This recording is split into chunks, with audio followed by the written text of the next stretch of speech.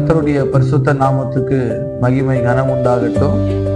இந்த நாளிலும் கூட கர்த்தருடைய வசனத்தை நாம் தியானிக்கும்படியாக சங்கீதம் 150 சங்கீதத்துல நாம் வாசிக்க இருக்கிறோம். சங்கீதம் 150 முதல் 6 வசனங்கள் இருக்கிறது. நான் வாசிக்கிறேன். அல்லேலூயா, தேவனை அவருடைய பரிசுத்த ஸ்தலத்தில் துதியுங்கள். அவருடைய வல்லமை விளங்கும் ஆகாய விரிவை பார்த்து அவரை துதியுங்கள். அவருடைய வல்லமை உள்ள கிரியைகளுக்காக அவரை துதியுங்கள். மாட்சிமை பொருந்தி அவருடைய மகத்துவத்திற்காக அவரை துதியுங்கள். எக்கால துணியோடு அவரை துதியுங்கள்.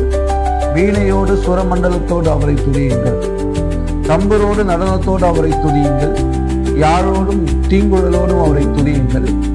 ஓசையுள்ள கைத்தாளங்களோடு அவரை துதியுங்கள். பேரோசை உள்ள கைத்தாளங்களோடும் அவரை துதியுங்கள். சுவாசம் உள்ள யாவும் கர்த்தரை துதிப்பதாக. அல்லேலூயா. ஜெபம் பண்ணுவோம். எங்களை நேசிக்கிற நல்ல பிதாவே, இந்த நல்ல வேலைக்காக உம்மை நன்றியோ துதிக்கிறோம், உம்மை ஸ்தோத்திரிக்கிறையா.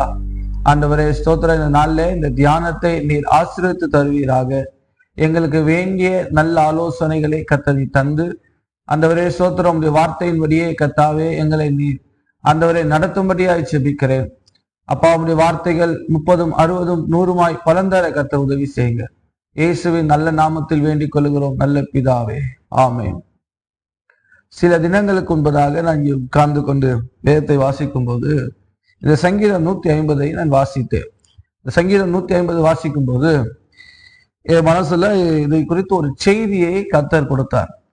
நான் அதை 2 நாளா வேற ஒரு காரியங்கள் செய்திகளை நான் பேசணும்னு இருக்கும் போதும் கூட இந்த வார்த்தை நேற்று ராத்திரியில கூட திரும்பவும் மேல்வாங்கி வந்ததை நான் உணர்த்தப்பட்டு, ஆகவே இந்த வசனத்தை நான் நாளை உங்களுக்கு தியானிக்கிறேன். கர்த்தர் நல்லவர். சங்கீதம் வேதத்துல வாசிக்கும் போது 2 புத்தகங்கள் பழைய ஏற்பாட்டில சங்கீத புத்தகத்திலே நாம் அதிகமாக அல்லேலூயா அப்படின்ற வார்த்தையை வாசிக்கிறோம். புதிய ஏற்பாட்டில் பார்த்தீங்கன்னா வெளிப்படுத்துற விசேஷத்துல நம்ம அல்லேலூயான்ற வார்த்தையை நம்ம பார்க்க முடியும். அல்லேலூயா, கர்த்தருடைய நாமத்தை மகிமை உண்டாகட்டும். ஆண்டவரை உயர்த்துகிற ஒரு வார்த்தை, ஆண்டவரை துதிக்கிற ஒரு வார்த்தை. இந்த சங்கீதத்திலே 150 முதலாவது வசனம் அல்லேலூயான்னு ஆரம்பித்து அல்லேலூயான்னு முடியும். இந்த சங்கீதத்திலே நீங்க வாசிக்கும் போது இந்த சங்கீதம் 148, 149, 150 இந்த 3 சங்கீதங்களிலும் அதன் துவக்கம் அல்லேலூயா என்று ஆரம்பித்து அல்லேலூயா என்று முடிகிறதை நாம் பார்க்க முடிகிறது. அல்லேலூயா அதை கோஷம் இன்னைக்கு நாம் அது ராகத்துக்காகவும் பல காரியங்களுக்காக அல்லேலூயா நாம் பயன்படுத்தி கொள்ளுகிறோம். அல்லேலூயா கோஷத்தை தேவ தூதர்கள் எப்போது கோஷம் இடுகிறார்கள் என்று வெளிப்படுத்தல வாசிக்கும் போது பாபிலோனுடைய விழுகையில அல்லேலூயா என்று சொல்லி ஆர்ப்பரிக்கிறார்கள். அது ஒரு பரலோக வார்த்தையா இருக்கிறது, பரலோகத்தின் உள்ள துதி பாஷையா இருக்கிறது. கர்த்தருடைய நாமத்தை மகிமை உண்டாகட்டும். இந்த அல்லேலூயா என்று அவர்கள் ஆர்ப்பரித்ததுக்கு ஒரு காரணம் பாபிலோன் விழுந்தது. நீங்க வேதத்துல வெளிப்படுத்த விசேஷத்துல வாசிக்கும் போது எருசலேம் அல்லது புது எருசலேம் என்பது சபைக்கு அடையாளமாகும், அல்லது ஆண்டவருடைய மனவாட்டியாக சபைக்கு அடையாளமாகும். பாபிலோன் என்பது விழுந்து போன சபைக்கு, அதாவது உலகத்தால் கரைப்பட்ட சபைக்கு அடையாளமாகவும் காணப்படுகிறது. இந்த உலகத்தால் கரைப்பட்டிருக்கிற உலக ஆடம்பரங்கள், உலக ஆசைகள், உலகத்தினுடைய வேஷங்கள் ஒழிந்து போகும்போதுதான் அல்லேலூயா என்ற கோஷம் இருக்கிறது. இன்றைக்கும் நம்மை இந்த உலகத்துல அல்லேலூயா கூட்டத்தார்னு சொல்றாங்க. அல்லேலூயா கூட்டத்தாரா நாம் இருக்குமா வேண்டுமானால் நாம் உலகத்தாரா இருக்கக்கூடாது. உலகத்தின் வேஷத்தை கடந்தவர்களாக, உலகத்தோடு ஒத்து போகாதவர்களாக ஆண்டவர் சொன்னார், நான் உலகத்தார் அல்லாதது போல அவர்களும் உலகத்தார் அல்ல என்று சொல்லி. உலக சிநேகம் தேவனுக்கு விரோதமாக பகை. ஆகவே நாம் உலகத்தால் கரைப்பட்ட ஒரு பாபிலோனாக இல்லாமல் நாம் அவருடைய மனவாட்டியாகிய புதிய எருசலேமாக நாம் காணப்பட வேண்டியது அவசியமா இருக்கிறது. இன்றைக்கு இந்த சங்கீதத்திலே 150 சங்கீதத்தை தியானிக்கும் பொதியாக இதுல ஒரு 4 காரியங்களை நான் பார்க்க முடிந்தது. முதலாவது, இந்த சங்கீதத்துல இந்த முதல் வசனம் இப்படியாக இருக்கிறது, எங்கே நாம் துதிக்க வேண்டும் என்று வார்த்தை இருக்கிறது. அதற்கு பின்பு நாம் வாசித்து பார்ப்போம் என்று சொன்னார், ஏன் துதிக்க வேண்டும் என்று நாம் பார்க்க முடியும். தொடர்ச்சியா நீ வாசிக்கும் போது எப்படி துதிக்க வேண்டும் என்று நாம் பார்க்க முடிகிறது. கடைசியாக எவர்கள் துதிக்க வேண்டும் என்று இந்த சங்கீதம் முடிகிறதை நாம் பார்க்கிறோம். நான் திரும்ப சொல்லுகிறேன், எங்கே துதிக்க வேண்டும், ஏன் துதிக்க வேண்டும், எப்படி துதிக்க வேண்டும், எவர்கள் துதிக்க வேண்டும். இதை நான் தியானிக்கும் போது இதிலிருந்து எனக்கு ஒரு 4 குறிப்புகளை கர்த்தர் கொடுத்தார். 4 குறிப்புகளை தான் இன்னைக்கு இது நம் தியானமாக இருக்கு. முதலாவது, எங்கே துதிக்க வேண்டும் என்ற அந்த பகுதியில நான் வாசிக்கும் போது, இந்த சங்கீதம் முழுவதுமாக நீங்கள் பார்ப்பீர்களானா இதனுடைய கரும்பொருளே துதிக்கிறது. கரும்பொருளே ஆண்டவரை துதிக்க வேண்டும். இன்றைக்கு செய்தியே என்ன அப்படின்னா துதிக்க வேண்டும். ஏனென்றால் நீங்க யாத்திரா 15ஆம் அதிகாரம் 11 வாசி பார்த்தீங்கன்னா, பரிசுத்தத்தில் மகத்துவம் உள்ளவரும் துதிகளில் பயப்படத்தக்கவருமாய் இருக்கிறார். அவர் தான் துதிக்கு ஏற்றவர். இந்த உலகத்தில் இருக்கக்கூடிய அநேக மனுஷர்களை, குறிப்பாக அரசியல்வாதிகளோ இல்ல பெரிய மனுஷர்களையோ ஒருவர்கள் ஒரு ஸ்டேஜில இருந்து அவங்க அறிமுகம் செய்யும் போது பல வார்த்தைகளை சொல்லி அவரை புகழ்வார்கள், அவர்கள் துதி எடுப்பார்கள். ஆனா அதற்கான பாத்திரனாய் அவர் இருக்கவே மாட்டார். அதற்கான பாத்திரனா இருக்க மாட்டார். பல வார்த்தைகளை அவர்களை புகழ்கிறதுக்கு அவர்கள் பயன்படுத்துகிறார்கள். சில கவிஞர்கள் கொஞ்சம் அதிகமா போய் அவர்களுடைய காரியங்களை அதிகமா புகழ்வாங்க. ஆனா அந்த புகழ்ச்சிக்கெல்லாம் அவர்கள் பாத்திரவான்களா, உண்மையா அப்படி இருக்கிறார்களா பார்த்தா அவர்கள் வாழ்க்கையில அப்படி இருக்கவே இருக்காது. ஏன், அவர்களுக்கே தெரியும் இவங்க புகழ்றதுக்கு தகுதியானவங்க நமக்கு இல்லை, அதிகமா புகழ்றாங்க. கேட்கிறவங்களுக்கும் தெரியும், சொல்றவங்களுக்கும் தெரியும். ஆனா நம்ம ஆண்டவர் புகழ்ச்சிக்கு, துதிக்கு, கனத்துக்கு, மகிமைக்கு அவரே பாத்திரராக இருக்கிறார். ஆகவே அவரை துதிக்க வேண்டும். இந்த சங்கீதங்களை நீங்கள் துதியுங்கள் துதியுங்கள் என்று 11 முறை அந்த வார்த்தை வருகிறதை நாம் பார்க்கிறோம். முதலாவதாக அவரை எங்கே துதிக்க வேண்டும் என்ற முதல் வசனம் நமக்கு சொல்லுகிறது. முதலாவதாக நான் உங்களுக்கு வாசிக்கிற இந்த வசனத்தை, அல்லேலூயா, தேவனை அவருடைய பரிசுத்த ஸ்தலத்தில் துதியுங்கள். தேவனை எங்கே துதிக்க வேண்டும்? அவருடைய பரிசுத்த ஸ்தலத்தில். அதாவது முதல் குறிப்பு, தேவனை ஆலயத்திலே துதிக்க வேண்டும். தேவனை நாம் ஆலயத்திலே துதிக்க வேண்டும். கர்த்தர் நல்லவர். ஆலயத்துல வேதம் சங்கீதக்காரன் சொல்லுகிறார், கர்த்தரை அவரை துதிக்கிற துதி எப்போதும் என் வாயில் இருக்கும். அவரை துதிக்க துதி எப்போதும் என் வாயில இருக்கும் என்று சங்கீதக்காரன் சொல்லி இருக்கிறார். அப்போ கர்த்தரை எப்போ துதிக்கணும் அப்படின்னு கேட்டீங்கன்னா, எப்போதும் துதிக்கணும், எல்லா இடங்களிலும் துதிக்கணும். பவுல் சிறைச்சாலையில ஆண்டவரை துதிக்கணும். ஆனா இங்க வேதம் பர்டிகுலரா குறிப்பாக சொல்லுகிறது, அவருடைய பரிசுத்த ஸ்தலத்தில் அவரை துதிங்கள். அவரை துதிக்கும் துதி எப்போதும் நம் வாயில இருக்கலாம், எல்லா வேலையிலையும் துதிக்கலாம். நீங்க அலுவலகத்தில் இருக்கும்போது உங்க உள்ளத்துல ஆண்டவரை துதிச்சுட்டு இருக்கலாம். நீங்க பிரயாணம் பண்ணும்போது நீங்க ஆண்டவரை துதிக்கலாம். நெருக்கமான சூழ்நிலை ஆண்டவரை துதிக்கலாம். ஆனா அதன் மத்தியில இங்கே சொல்லப்பட்டிருக்கிற வார்த்தை, அவருடைய பரிசுத்த ஸ்தலத்தில் அவரை துதியுங்கள். அப்ப குறிப்பிட்டு ஆண்டவர் சொல்லுகிறார், எல்லா நேரங்களும் துதித்தாலும் அவருடைய சமூகத்துல அவரை நாம் துதிக்க வேண்டும். இதே இந்த சங்கீதம் 149 முதல் வசனம் சொல்லுகிறது, அல்லேலூயா, கர்த்தருக்கு புதுப்பாட்டை பாடுங்கள், பரிசுத்தவான்கள் சபையிலே அவரை துதி, அவருடைய துதி விளங்குவதாக.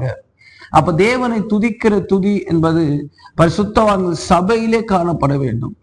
பரிசுத்தவான்களுடைய சபையிலே தேவ சபையிலே ஆலயத்திலே தேவனை துதிக்கிற ஒரு அனுபவம் நமக்கு வேண்டும். ஏன் இது ஆலயத்துக்கு தேவனை துதிக்கிற ஒரு அனுபவம் வேண்டும் என்று சொன்னா, ஆண்டவர் நம்மிடத்திலே ஒரு நன்றி உள்ள இருதயத்தை நமக்கு எதிர்பார்க்கிறார். ஏன், நமக்கு ஆண்டவர் அந்த ஒரு வாரத்துல நமக்கு சுகம் கொடுத்திருக்கிறார், நமக்கு ஜீவன் கொடுத்திருக்கிறார், நமக்கு பாதுகாத்திருக்கிறார், நமக்கு சம்பாத்தியத்தை கொடுத்திருக்கிறார். இது உலகத்து மனுஷர்கள் இந்த கிருபையெல்லாம் உணர்ந்து தேவனுக்கு நன்றி செலுத்தாமல் இருக்கலாம். ஆனா நாம் அப்படி இருக்க முடியாது. நாம் தேவனை அறிந்திருக்கிறோம். தேவனுடைய நன்மைகள் நமக்கு தெரிகிறது.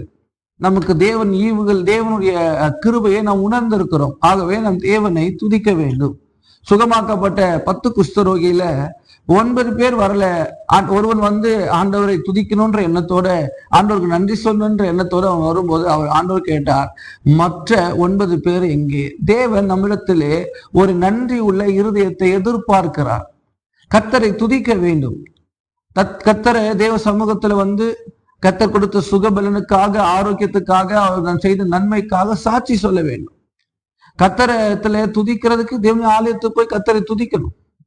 நம்முடைய வாழ்க்கையில அது ரொம்ப முக்கியமான ஒரு காரியம். கர்த்தருடைய நாமத்தை மகிமை. சில வருஷங்களுக்கு முன்பாக ஒரு சகோதரரை நான் ஞாயிற்றுக்கிழமையில பேசும்போது போன்ல சபைக்கு போனீங்களா இன்னைக்குன்னு கேட்டேன். அவரு ரொம்ப கூலா சொல்றாரு, ஆன்லைன்ல நான் கேட்டேன் அப்படின்னு. ஆன்லைன்ல கேட்கறது இல்ல சபை. ஒரு காலத்துல நாம கொரோனா காலத்துல எல்லாரும் ஆன்லைன்ல கேட்கக்கூடிய சூழ்நிலை இருந்தது. ஆனா அந்த சூழ்நிலையில தேவன் அதை அங்கீகரிப்பார். ஆனா நம்முடைய வாழ்க்கையில தேவனை நாம தேவ சமூகத்துல தேவனை துதிக்கணும். தேவன் நமக்கு கர்த்தர் சுகம் கொடுத்திருக்கும் போது, கர்த்தர் பலன் கொடுத்திருக்கும் போது, கர்த்தர் நம்முடைய காரியங்களை எல்லாம் நமக்கு ஆண்டவர் படுக்கையில இல்லாம நம்ம இருக்க வரைக்கும் தேவ சமூகத்துக்கு நம்ம தேவனை துதிக்க வேண்டும். அது தேவன் விரும்புகிறார். உடனே ஒரு வசனத்தை எடுத்துட்டு, பிதாவை எங்கும் தொழுது கொள்ள காலம் வந்திருக்கு, நான் வீட்டுல உட்காந்துட்டு அதை ஒரு ஆராதிப்பேன் அப்படின்னு நம்ம வாதம் பண்ணக்கூடாது. கர்த்தருடைய நாமத்து மகிமை உண்டாகட்டும். தேவன் நம்மிடத்துல எதிர்பார்க்கிற ஒரு காரியம், ஒரு நன்றி உள்ள இருதயம். தேவ சமூகத்துல இன்னொரு சகோதரனுக்கு முன்பாக தேவனை துதிக்கணும். சபை நடுவே கர்த்தரை துதிக்கணும். மற்றவர்கள் முன்பாக தேவன் செய்த நன்மைகளை சொல்லணும். மற்றவர்களுக்கு முன்பாக தேவனுக்கு நம்ம துதிக்கணும். தேவனத்திலே நம்முடைய நன்றியை தேவ சமூகத்துல நாம் ஏறெடுக்கணும். அதுல தேவன் மகிமைப்படுவார். அது மற்றவருக்கும் பக்தி விருத்தியை உண்டாக்கும். ஆகவே நம்ம தேவனை துதிக்கிறவர்களாக தேவ சமூகத்துல தேவனை துதிக்கணும். அப்படிப்பட்ட ஒரு நன்றி உள்ள இறுதி நமக்கு வேணும். பல வருஷங்களுக்கு முன்பாக சகோதரி சாந்தி வீட்டுல சபை நடத்திட்டு இருக்கும் போதும் அந்த நாட்கள்ல ஒரு சகோதரி அவங்க ஜெப குறிப்பாக கொடுத்தது ஒரு காரியம் ஞாபகத்துக்கு, 4 மாடு காணும், எனக்கு ஜெபம் பண்ணுங்க அப்படின்னா. என் மனசுல உடனே ஏசியால ஒரு வசனம் ஞாபகம் வந்தது. நான் அதை அவளுக்கு காண்பித்து, மாடு தன் எஜமானுடைய முன்னணியை அறியும்.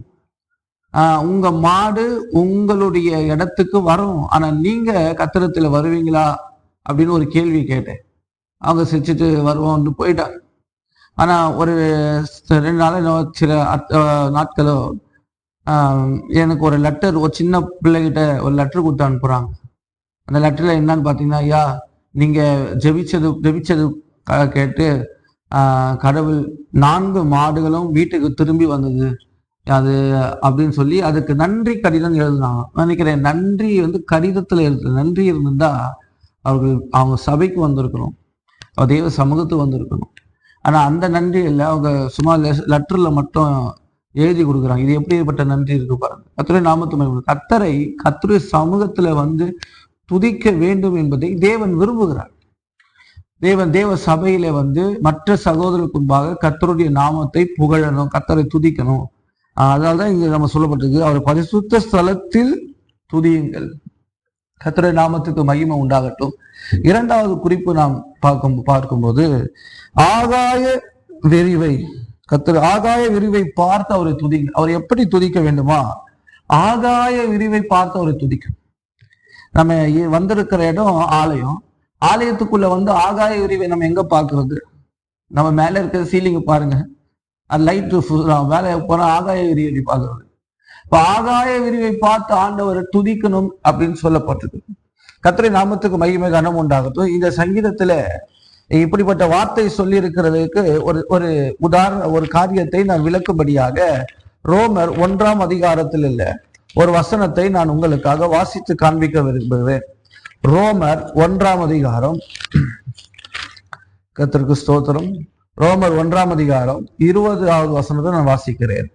எப்படி என்றால், காணப்படாதவைகள் ஆகிய அவருடைய நித்திய வல்லமை, தேவத்துவம் என்பவைகள் உண்டாக்கப்பட்டிருக்கிறவைகளினாலே உலகம் உண்டான முதற்கொண்டு தெளிவாய் காணப்படும். ஆதலால் அவர்கள் போக்கு சொல்ல இடமில்லை. அவர்கள் தேவனை அறிந்தும் அவரை தேவனென்று மகிமைப்படுத்தாமலும் ஸ்தோத்தரியாமலும் தங்கள் சிந்தனையினாலே வீணரானார்கள். உணர்வில்லாத அவர்கள் இருதயம் இருள் அடைந்தது. இந்த வார்த்தைகளை நீங்கள் கவனமாய் பார்ப்பீங்களானா, காணப்படாதவர்களாகிய அவருடைய நித்திய வல்லமை, ஆண்டவரையும் அவருடைய காரியங்களை எனக்கு காணவே முடியல, அதனால எனக்கு ஆண்டவரை பற்றி காரியங்கள் எனக்கு தெரியலன்னு போக்கு சொல்ல இடம் இல்லாத அளவுக்கு தேவனை காணாவிட்டாலும் தேவன் அவருடைய வல்லமையான கிரியைகள் நம் காணும்படியாக கர்த்தர் வைத்திருக்கிறார். அதுல ஏதாவது நாம் வாசிக்கும் போது வானங்கள் அவருடைய மகிமையை வெளிப்படுத்துகிறது. தேவ சமூகத்துக்கு நாம் எதை பார்க்க வேண்டும் என்று சொன்னால் தேவனுடைய மகிமையை நாம் பார்க்க வேண்டும். தேவனுடைய மகிமையை நாம் பார்க்க வேண்டியது அவசியமாய் இருக்கிறது. நம்ம எதை பார்க்க வேண்டுமானால், ஆலயத்துல இன்னொருத்தருடைய குறையையோ இன்னொருத்தருடைய மகிமையோ பார்க்கிறதுக்காக அல்ல, ஆலயத்துல நாம் தேவனுடைய மகிமையை பார்க்கும்படியாக வருது. அங்கே நம்ம வாசிக்கிற சங்கீதம் 150 ஆகாய விரிவை பார்த்து அவரை துதிங்கள். இந்த ஆகாய விரிவை கொஞ்சம் பாருங்கள். இந்த ஆகாய விரிவை சற்று யோசித்து பாருங்க. சமீபத்துல கர்த்தருடைய நாமத்துக்கு மகிமை உண்டாகட்டும், சுனிதா வில்லியம்ஸ் அவரோடு கூட போயிருந்த இந்த இன்னொரு நபர், அவர் ஒரு சாட்சியை சொல்லியிருக்கிறாரு பாருங்க. நான் அந்த வான மண்டலங்களுக்கு அவர் போகும்போது அவருக்கு சொல்லாது, என் விசுவாசம் இன்னும் உறுதியாகும். ஆனா இன்னைக்கு சில இங்க இருந்து உட்கார்ந்துட்டு சில வாசனங்கள் சில காரியங்களை அறிந்து கொண்டு விஞ்ஞான ரீதியாக சில காரியங்கள் அறிந்து கர்த்தர் இல்லை, கர்த்தர் அப்படி இல்லை இப்படி இல்லைன்னு சில வார்த்தைகளை பிரித்து கொண்டு இருக்கிறார்கள். சில வருஷங்களுக்கு முன்பாக காலம் சென்ற ஜஸ்டின் பிரபாகர் என்ற ஊழியக்காரர் அவர் பெரிய லிஸ்ட் போடுவார். கிறிஸ்தவம் விஞ்ஞானிகளின் மார்க்கம் அப்படின்னு பிரசங்கம் பண்ணார். அவர் பெரிய லிஸ்ட் போட்டு இத்தனை விஞ்ஞானிகள் இத்தனை காரியங்கள் இயேசுவின் மேல் நம்பிக்கை உள்ளவர்களாக இருந்தார்கள் என்று சொல்லப்பட்டு. கர்த்தருடைய நாமத்து மகிமை உண்டாகட்டும். ஆகவே இந்த உலகத்திலே தேவன் படைத்திருக்கிற படைப்புகளும் மகத்தான கிரியைகளும் தேவனை மகிமைப்படுத்துவதற்கு தான் தவிர, அதை அறிந்து தேவனை விட்டு தூர போகிறதோ, அதை தேவனை மகிமைப்படுத்தாமல் நம்ம மட்டுப்படுத்தக்கூடாது. இன்னைக்கு சொல்ல போனா இன்னும் ரொம்ப மோசமாக, தேவன் தன்னுடைய மகிமைக்காக படைத்து வைத்திருக்கிற அநேக இயற்கையான காரியங்களை பார்த்து தேவன் அந்த மகிமையெல்லாம் தேவனுக்கு செலுத்தாமல் அவைகளை அவர் நமஸ்கரித்து அவைகளுக்கு தன்னை ஒப்பு கொடுக்கிறார். தேவன் எவ்வளவு அது மனஸ்தாபப்படுவார் பாருங்க. கர்த்தருடைய நாமத்து மகிமை, இந்த சூரியனை தேவன் படைத்தார், அது தேவனுடைய மகிமையை வெளிப்படுத்தும். ஆனா சூரியனை வணங்கக்கூடாது, சூரியனை படைத்த தேவனை வணங்கும். கர்த்தருடைய நாமத்துக்கு மகிமை கனம் உண்டாகட்டும். இந்த இடத்துல 2வது வசனம் சொல்லு, அவருடைய வல்லமை உள்ள கிரியைகளுக்காக அவரை துதியுங்கள், மாட்சிமை பொருந்தி அவருடைய மகத்துவத்திற்காக அவரை துதியுங்கள். எத்தனையோ காரியங்கள், அவருடைய மாட்சிமை, அவருடைய மகிமை, அவருடைய வல்லமை காரியங்களை துதிக்கிறது எவ்வளவோ இருக்கு. தேவன் இஸ்ரவேல் ஜனங்களுடைய வாழ்க்கையில செய்த அற்புதத்தை பாருங்க. இன்னைக்கு ஆராதனையில சொன்னோம், அப்படிப்பட்ட ஒரு அற்புதம் அவர் எந்த ஜாதியத்திலும் செய்யல. செங்கடலை 2ஆ பிளக்குது. இன்னைக்கும் நம்மளால கற்பனை கூட பண்ணி பார்க்க முடியல. எப்படி இந்த கடலை 2ஆக பிளந்து எப்படி இதை கடந்தார்கள், இது கிரகிக்க முடியாத காரியம்.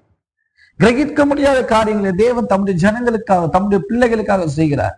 அன்றைக்கு செய்த அதே ஆண்டவர் இன்றைக்கும் செய்ய வல்லவராய் இருக்கிறார், இன்றைக்கும் செய்து கொண்டு இருக்கிறார்.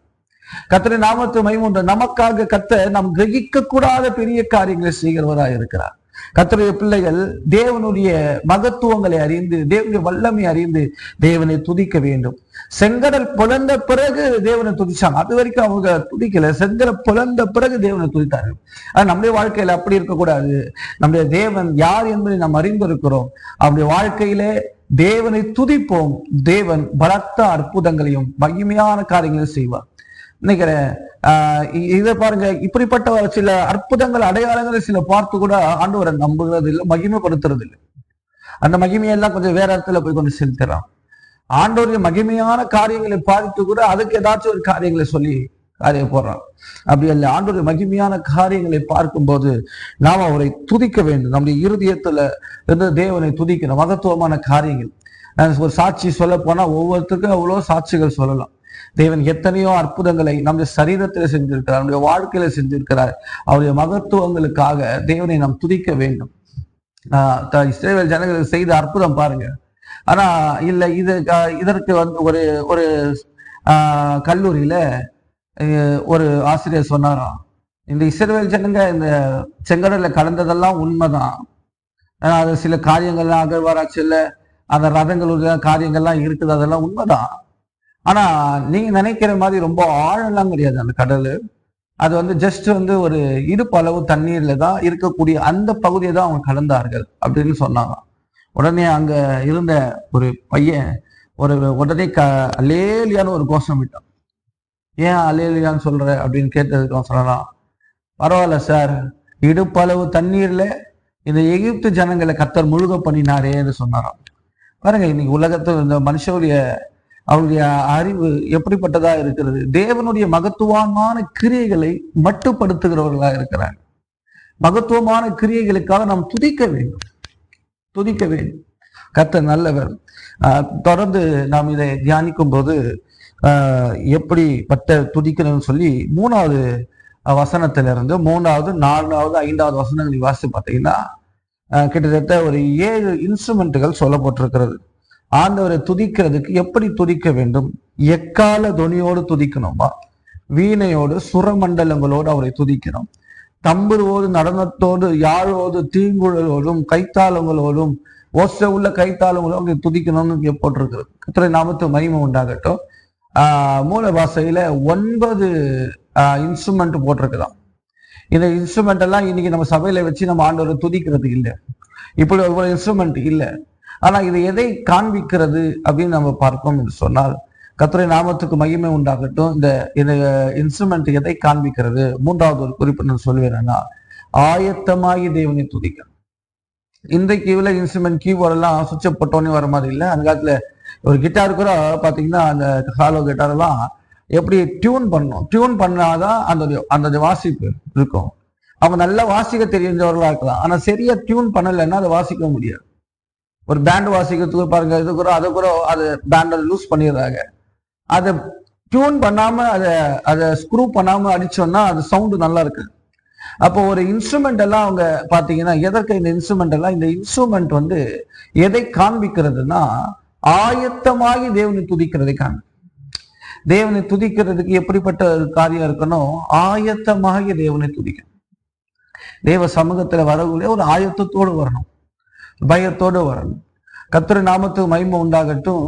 ஒரு இன்டர்வியூக்கு போகிறதுக்கு எவ்வளவு ஆயத்தம் இருக்கு, ஒரு எக்ஸாமுக்கு போறதுக்கு எவ்வளவு ஆயத்தம் இருக்கு, ஒரு கல்யாணத்துக்கு போறதுக்கு எவ்வளவு ஆயத்தம் இருக்கு.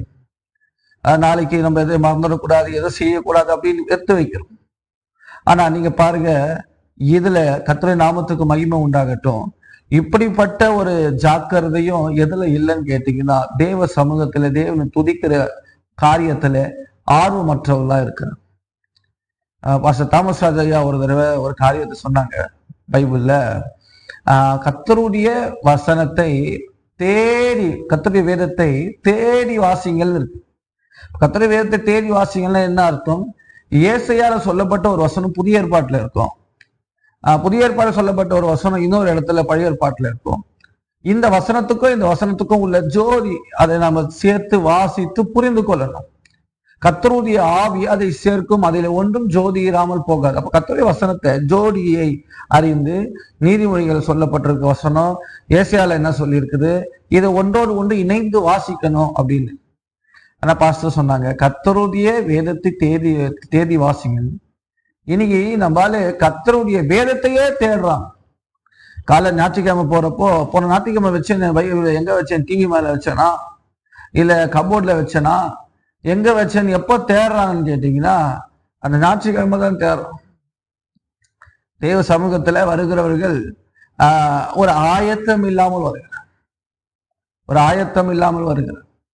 கர்த்தருடைய சமூகத்துல இன்னைக்கு காலையில நம்ம நடத்த வேண்டிய சூழ்நிலை இருந்துச்சு. இன்னைக்கு திருவிழா கரண்ட் கட் பண்றதுனால காலையில் நடத்தக்கூடிய சூழ்நிலை 6 மணிக்கு நம்ம இப்போ நடத்த ஆரம்பிச்சோம். ஆனா இன்னைக்கு காலையில வந்தவங்களை எத்தனை பேர் குளிக்காம வந்திருப்பாங்க? கர்த்தருடைய நாமத்துக்கு மகிமை உண்டாகட்டும். நான் உங்களை ஆராதனைக்கு சில பேர் அது வருத்தப்படுறாங்க. கர்த்தருடைய நாமத்துக்கு மகிமை உண்டாகட்டும். ஒரு ஆயத்தம் நமக்கு தேவையா இருக்கு. தேவனை துதிக்கிற விஷயத்துல கூட அவரை நாம் வசனம் இருக்கிறது, சியோனிலே துதியானது அமைந்து காத்திருக்கு. அதனால தேவனை துதிக்கிற காரியத்துல நாம் சீராய் ஒரு ஒழுங்கின்படி ஒரு ஆயத்தத்தோடு தேவனை நாம் துதிப்போம். அதிகாலையில எழுந்து நேர வர உட்கார்ந்து ஆயத்தத்தோடு தேவனை துதிப்போம். தேவனை நாம் துதிக்கிறவர்கள் கர்த்தருடைய நாமத்துக்கு மகிமை உண்டாகட்டும், ஆயத்தத்தோடு துதிக்க வேண்டும் என்று சொல்லி தேவன் விரும்புகிறார். கடைசியாக 6வது வசனம் சொல்லுகிறது, சுவாசம் உள்ள யாவும் கர்த்தரை துதிப்பதாக. சில நேரத்துல துதிக்கிற நேரத்துல ஒரு சிலர் அப்படியே சில போல உட்கார்ந்துட்டு இருக்க பார்க்கும்போது மனசு கஷ்டவார். கர்த்தருடைய நாமத்துக்கு மகிமை உண்டாகட்டும். நமக்குள்ள சில மூக்கு கீழே கையை வச்சு பார்க்க வேண்டிய சூழ்நிலை இருக்கு. உயிர் இருக்குதா, மூச்சு இருக்கா, அப்படி இருக்கக்கூடாது. தேவனை துதிக்கிறவர்கள் சுவாசம் உள்ள உயிர் இருக்குதா, மூச்சு இருக்குதா, ஆண்டவரை துதிக்கணும். நம்ம கடைசி நிமிடம் வரைக்கும் நம்முடைய இருதயத்துல தேவனை துதித்து கொண்டே இருக்கும். சுவாசம் உள்ள யாவும் கர்த்தரை. எது வரைக்கும் நீங்க ஆண்டவரை துதிக்கணும்? என் ஆயுள் முடிகிற வரைக்கும் கர்த்தரை துதிக்கிறேன். அல்லேலூயா. ஏன்னா அவர் தான் என் ஜீவனின் அதிபதி. எனக்கு ஜீவனை கொடுத்ததும் அவர் தான். என் ஜீவனை எடுக்கிற அதிகாரமும் அவர்கிட்ட தான் இருக்கு. எனக்கு நித்தியத்தை தரக்கூடியவர் அவர் தான். என்னை சிருஷ்டிகரே, என் நாயகன். எல்லா விதத்திலும் அவரையே நாம் துதிப்போம், அவரையே நாம் துதிப்போம். நான் இந்த காரியங்களை உங்களுக்கு நான் விவரமா சொல்லுகிறேன். முதலாவது, நாம் எப்படி துதிக்கணும் கேட்டா, தேவ சமூகத்துல ஆலயத்துக்கு வந்து துதிக்க வேண்டும். ஆலயத்துக்கு இன்னைக்கு காலையில 6 மணிக்கு ஆராதனை இருக்கிறதுனால எவ்வளவு பேர் இன்னைக்கு வராம போயிட்டோம். கிட்டத்தட்ட 21 பேர் வராம போயிட்டாங்க. அவர்களுக்கு என்ன இல்ல, ஆலயத்துக்கு வந்து துதிக்கணும்ன்ற ஒரு இந்த வீடியோ நீங்க கேட்பீங்கன்னா கர்த்தர் துக்கப்படுகிறார். நிச்சயமா உங்களுக்கு அவர் துக்கப்படுது.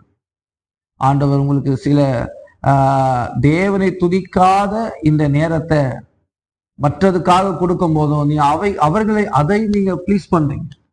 உலகத்தை நீங்க ப்ளீஸ் பண்றீங்க. தேவனை துதிக்கிற நேரத்துல விட்டுட்டு ஆலயத்துல வந்து ஆண்டவரை துதிக்காம ஒரு நாள் அங்க 6 மணிக்கு வந்து எழுந்து தேவ சமூகத்துல வந்து துதிக்கிறது என்ன இருக்கு? இன்னைக்கு உலகத்தார் மற்ற காரியங்களுக்காக என்னென்னமோ செய்யறாங்களே. ஆண்டவர் வந்து துதிக்கணும் சமூகத்துல. 2வது நாம் தியானிச்சோம், ஆகாய விரிவை பார்த்து தேவனுடைய மகத்துவங்களை பார்த்து தேவனை துதிக்கணும். என்னுடைய கூட படிச்ச ஒரு பையன்